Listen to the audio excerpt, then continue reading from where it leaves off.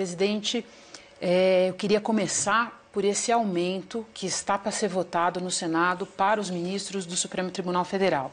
Ele tem um efeito cascata de bilhões, porque será aplicado automaticamente a instâncias inferiores do Judiciário. O presidente Michel Temer já disse que é contra o aumento. A senhora acha que ele deve ser aprovado?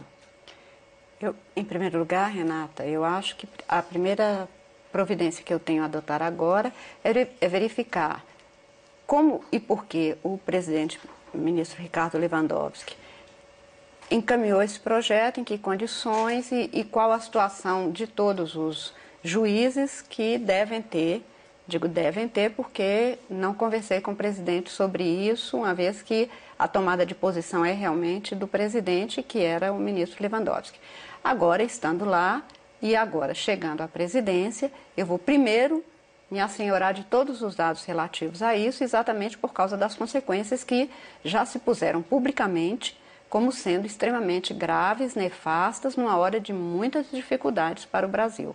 Então, eu não quero, antes de saber as razões que levaram a este encaminhamento, as consequências deste encaminhamento no papel, até para mostrar por que não continuamos a apoiá-lo e com todas as consequências e com todo esclarecimento para os juízes, para que também isto não se reverta numa falta de explicação sobre a necessidade de se empenhar não mais neste aumento de imediato, se for o caso, ou até que ponto isso já foi encaminhado, quais as consequências que isso trará, de tal maneira que as pessoas tenham perfeita explicação da decisão que daqui para frente a nova presidência do Supremo toma. Portanto, existe a possibilidade de a presidência do Supremo rever a sua posição favorável a esse aumento? Há a possibilidade de nós do Supremo, e aí não farei isso sozinha, farei conversando, até porque, como te disse, quem encaminhou foi o presidente Lewandowski, que haverá de ter as explicações todas, que neste momento eu ainda não tenho, porque acabo de chegar.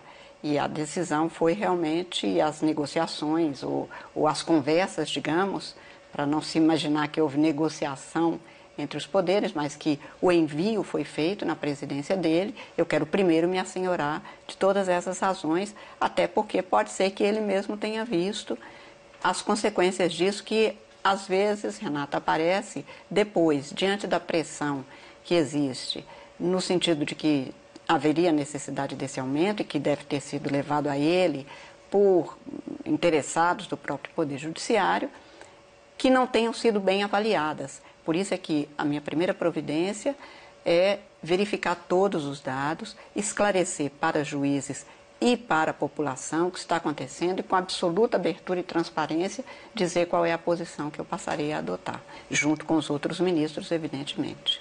Fatiamento do impeachment. Alguns ministros do Supremo apontaram publicamente, outros de maneira reservada, que houve uma afronta à Constituição na decisão do Senado, que optou por preservar a possibilidade de Dilma Rousseff exercer funções públicas, apesar do impeachment. O Supremo já foi provocado. O que o tribunal deve fazer? O tribunal deve mexer nessa decisão? O que o tribunal fará é submeter isso ao plenário, uma vez que é uma matéria que, se foi conduzida pelo presidente do Supremo Tribunal na condição de quem coordenava e presidia aquela sessão, também apresentou motivos que precisam de ser agora resolvidos de maneira decisiva, definitiva, pelo plenário do Supremo. Assim que os relatores dessas ações se liberarem, se declararem habilitados, eu imediatamente pautarei para que isso seja devidamente resolvido.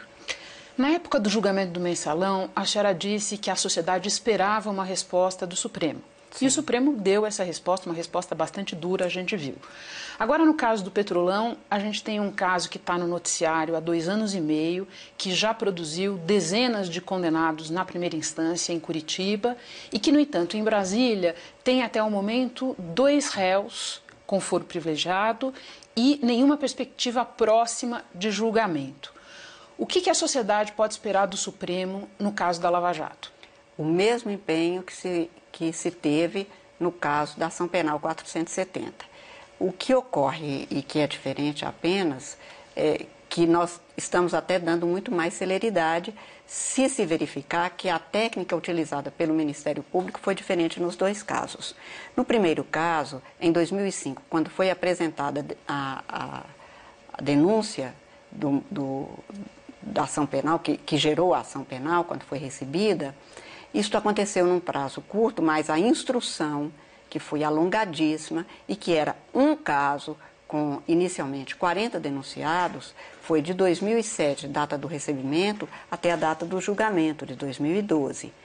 Se você verificar, Renata, você haverá de ver que, primeiro, a técnica agora do Ministério Público foi para cada grupo de pessoas que tinham, de alguma forma, que ser investigados e que tinham os mesmos fatos na base, entregar ou conferir aquele agrupamento a uma circunstância processual específica. Por isso nós temos muitos inquéritos e alguns vão andar mais rapidamente do que outros. Você diz, há 2 anos e meio estamos a falar sobre isso no Brasil. Há 2 anos e meio, assim que começaram a chegar os primeiros, o Supremo tem dado prioridade a tudo que chega. O ministro Theory trabalha loucamente nestes processos, com um acervo enorme e recebendo os outros processos. Porque, por exemplo, na Justiça Federal, o juiz encarregado passou a trabalhar só com isso e com a força, chamada força-tarefa, só para isso. Um ministro do Supremo, como somos 10 que recebem processos, porque o presidente cuida de outro tipo de processo, recebemos de todos os tipos de processo, desde ações diretas até as ações penais, habeas corpus, que são centenas a cada semana com réus presos, e nenhum de nós pode parar e se deter só num caso. Então, primeiro, há essa diferença. Segundo, há a diferença da técnica utilizada pelo Ministério Público, que foi de constituir inquéritos diferentes, o que vai permitir que não se leve o mesmo tempo, vai ser em tempo muito mais curto do que se teve relativamente à ação penal 470, e o resultado que se tem na primeira instância é que a instrução ali foi feita com o juiz que só lidava com isso, com procuradores e investigadores na parte da Polícia Federal voltados só para isso. Isto nós não temos no Supremo. O ministro Theory, relator da maioria dos casos ligados especificamente à Lava Jato e aqueles casos da Petrobras, tem um número enorme de processos, um acervo enorme. E ele continua indo às sessões de turma, às 2 sessões do plenário, tratando de outros assuntos, tendo que estudar todos esses assuntos. E não há uma solução fácil, porque, como eu disse, como somos apenas 10, num acervo enorme, e que é igualmente importante, porque você há de convir que uma pessoa que esteja presa tem tanta importância o julgamento do habeas corpus dele, quanto este outro para a vida daquela pessoa. Podem dizer, mas para o Brasil este processo é simbólico, mas para o outro não é símbolo, é a vida. Então, o tempo, primeiro, de maturação processual é diferente. Nós precisamos de garantir o direito à defesa, o direito ao contraditório, como está sendo garantido em todas as instâncias. Além disso, nós temos os que são daqui mesmo, originários, porque há o foro especial daqueles agentes que passam a ter a investigação já a partir daqui, e há ainda os recursos daqueles que são julgados lá e que já foram trazidos, e que muitas vezes nós já julgamos. Muitas vezes. Nós tivemos sessões em que habeas corpus, praticamente só de pessoas que estavam denunciadas lá na Lava Jato, vieram aqui por meio de recursos ou de habeas corpus. Então, o acervo aqui é maior. Agora, o que a sociedade pode esperar é, primeiro, o empenho dos ministros.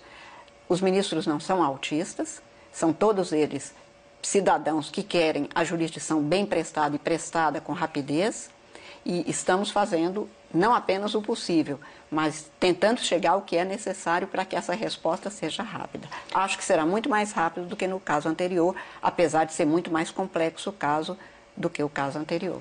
Ainda lembrando do mensalão, num dos seus votos no julgamento, a senhora lembrou que Caixa 2 é crime e manifestou espanto no fato de algumas defesas tratarem o financiamento ilegal de campanha como algo trivial, como parte da paisagem.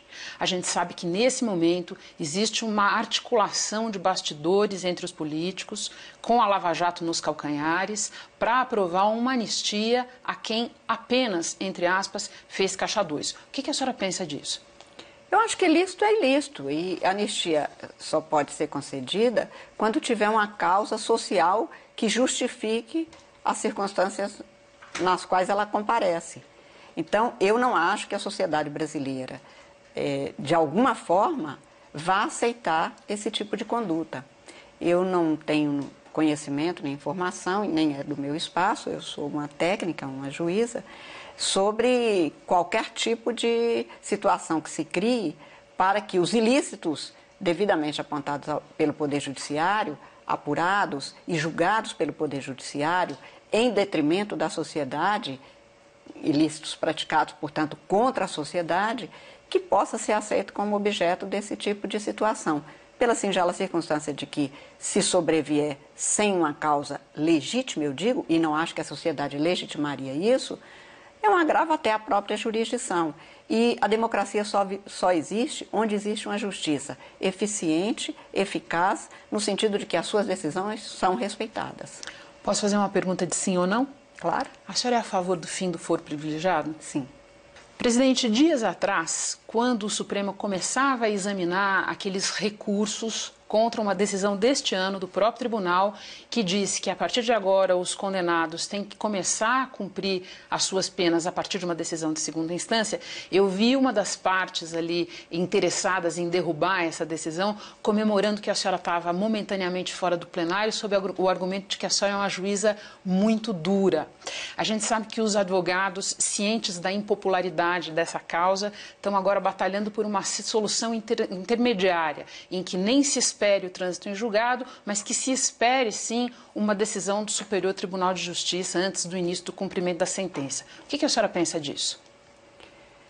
Renata, essa matéria começou a ser votada em 2009, quando, me parece que no habeas corpus mesmo, isto veio ao plenário, ficamos vencidos, ou seja, éramos favoráveis aqui. Passado o período de provas, a fase processual de produção de provas, portanto, de conclusão sobre a condenação ou a absolvição, o resultado, enfim, nuclear de um julgamento, ficamos vencidos. Eu, a ministra Hélia, o ministro Carlos Brito e o ministro Joaquim. Portanto, em 2009, essa matéria foi ao plenário e, por 7-4, prevaleceu a orientação até fevereiro deste ano. Quando submetido de novo a matéria ao plenário, inverteu-se e... A senhora manteve o seu voto? Eu mantive o meu voto. Só que a maioria se formou com a os outros 3 nem estavam mais no Supremo, mas os novos, inclusive, também votaram, e votaram no sentido de que prestar a jurisdição há que ser feita com o absoluto respeito ao devido processo legal, mas com a garantia de que haverá eficiência, a eficácia jurídica, quer dizer, o direito vai ser cumprido, e a eficácia social. A sociedade verá porque nós temos um ordenamento jurídico, um Estado de Direito, e as penas são cumpridas.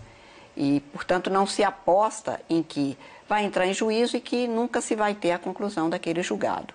Isso, em matéria penal, repercute muito mais, porque, claro, a sociedade quer ver se alguém matar outro, isto é crime, se realmente o Estado, o juiz, dá uma resposta e se essa resposta é cumprida nos termos da lei, com todas as garantias. Então, voltou a matéria e, por maioria, inverteu-se aquele julgamento de 2009.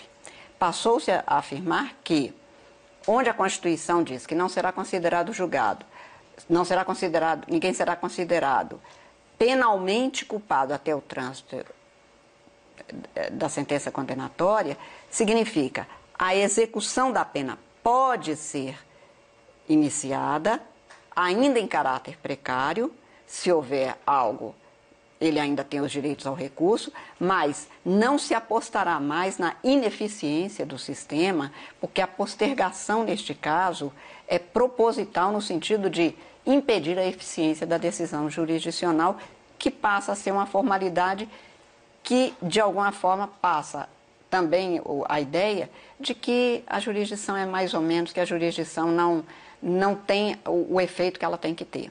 Então, inverteu-se, mas inverteu-se aí já também com uma diferença significativa de votos.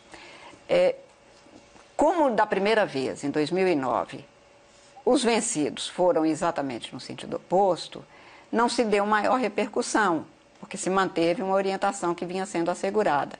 Desta vez é que imaginava-se que de novo ia ser mantida a mesma condição e não foi. Eu acho que não haverá mudanças, ou eu não vejo sinalização de mudança dessa orientação, até porque alguns que votaram naquela ocasião de uma forma, repensaram tendo em vista exatamente o papel do direito, que é de garantir a pacificação social, que só vem quando as pessoas têm certeza de que abrem mão da sua liberdade, de ideias de vingança, porque o Estado juiz atuará e atuará de maneira eficaz. Logo, essa ideia de que se pode ficar 20, 30 anos recorrendo depois do assassinato de uma pessoa e a comunidade inteiramente em convulsão. Quem é do interior sabe que essa sociedade faz com que as duas famílias, por exemplo, aquela que teve o seu filho assassinado e aquele que teve o seu filho, que não deve ser menos doloroso, o autor deste crime, se tornam inimigas. E isto vai como uma onda que se espalha.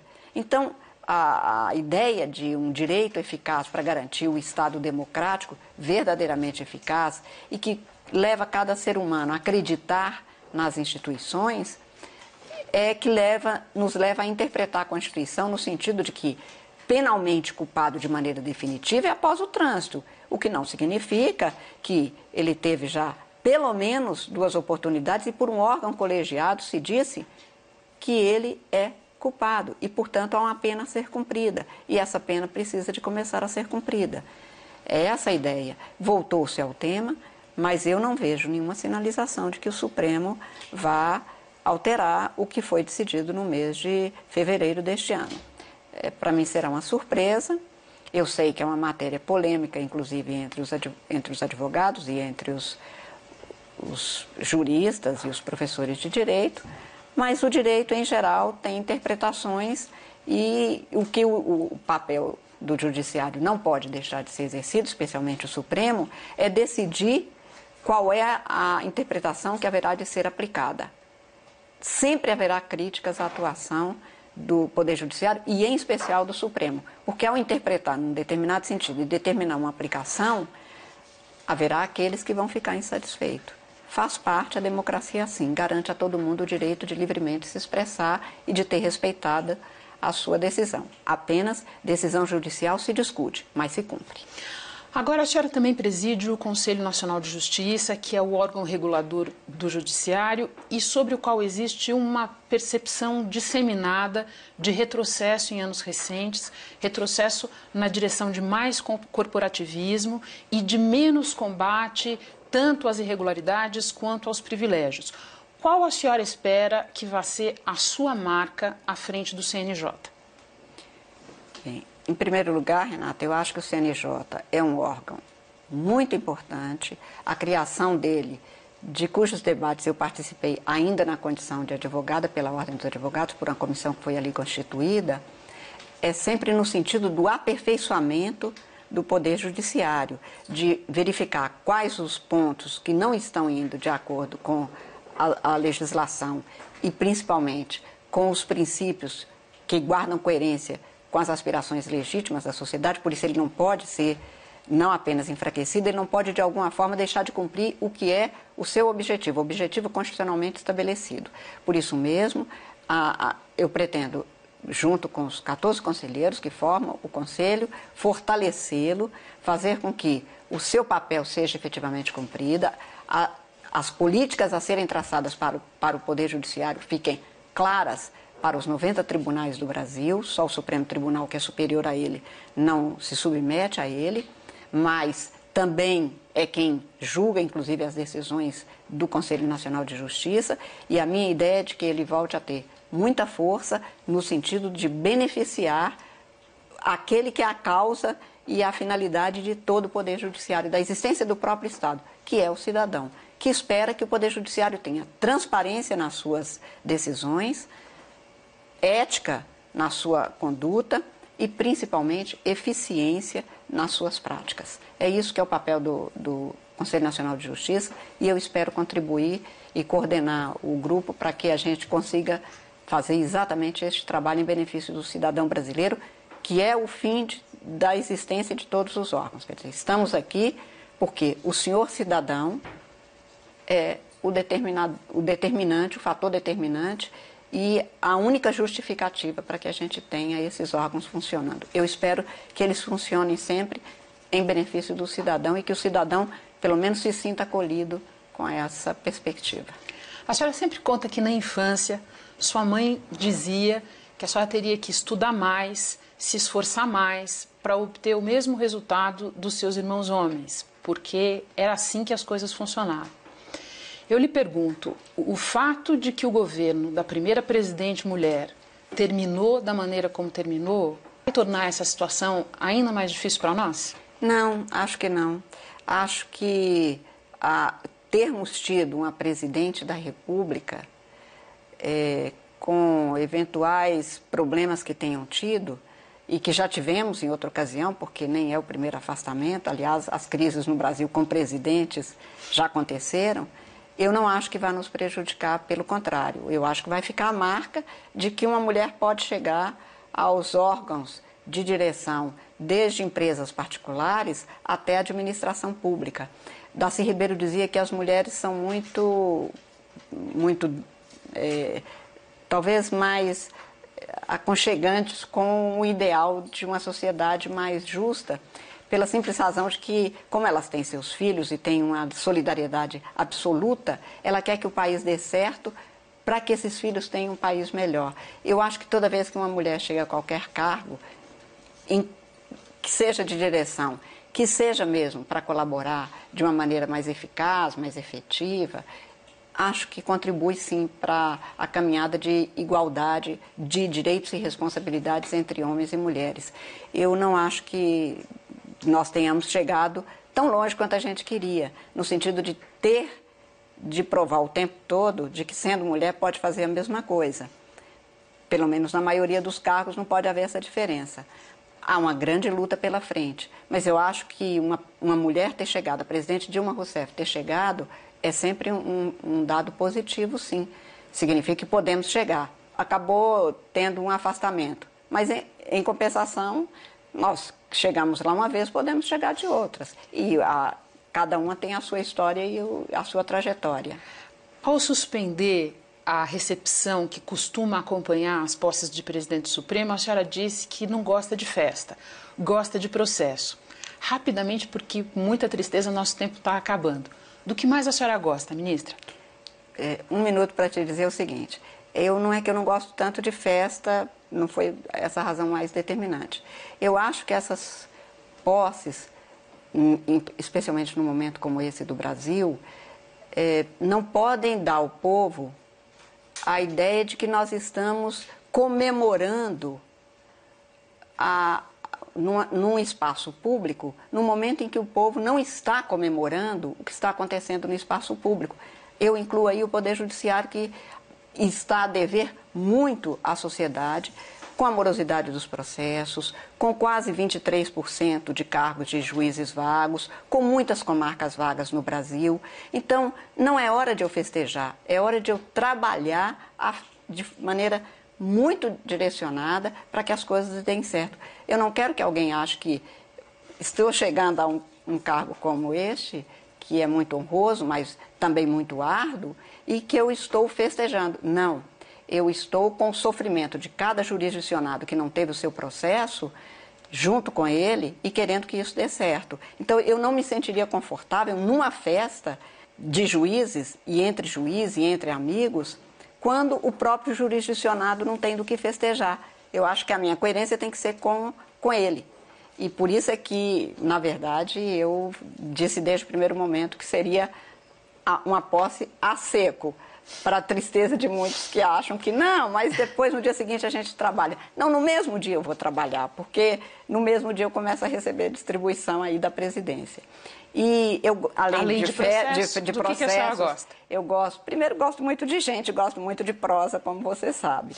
Gosto muito de livros, como você sabe. E gosto muito da arte e da arte brasileira, que me faz acreditar que o brasileiro pode e deve dar certo para um Brasil que seja igual e justo para todo mundo. Porque nós temos muita criatividade e muita criatividade no sentido do belo e do bom. Portanto, eu vou apostar exatamente nisso, sempre. Eu não vou apostar nas coisas ruins que acontecem e que também são produzidas pelos seres humanos. Mas, no caso brasileiro, o ser humano produz uma arte que sempre me agrada muito, que sempre me faz acreditar que o Brasil tem jeito. Ministra, muito obrigada pela entrevista. Eu que agradeço sempre, uma boa Renata. Presidência para a senhora. Obrigada. Conto com vocês para fazer, inclusive, as críticas para a gente poder melhorar em benefício de cada um dos nossos irmãos brasileiros.